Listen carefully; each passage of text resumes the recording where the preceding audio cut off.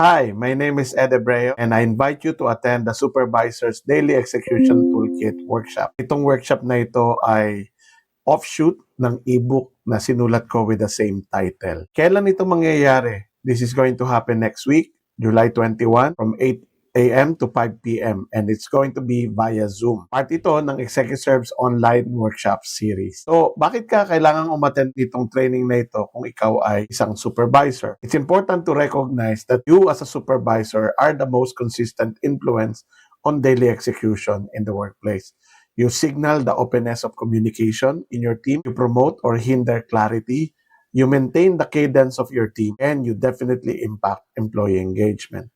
Ano yung mga skills na dapat mong matutunan for effective execution of your role bilang isang supervisor? So we designed this program with 4 core elements called CARE, which stands for Connect, Align, Recognize, and Enable.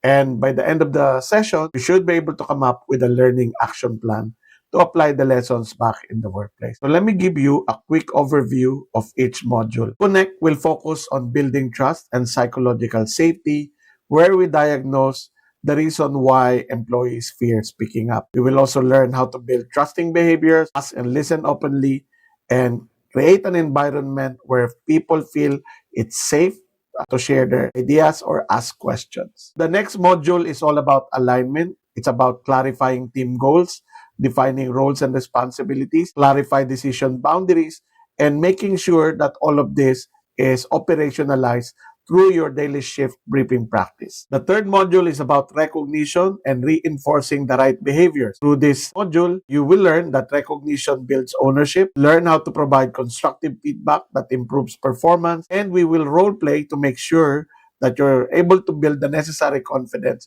to apply this in the workplace. And then finally, we will cover Enable, which is all about removing barriers and coaching for performance and making sure that there's accountability in your team. Before we end the session, we look at the learning action plan, we look at your toolkit and see how you can apply the lessons back in the workplace. If you want to know more about this program, go to our website at execuserve.com and kita kits.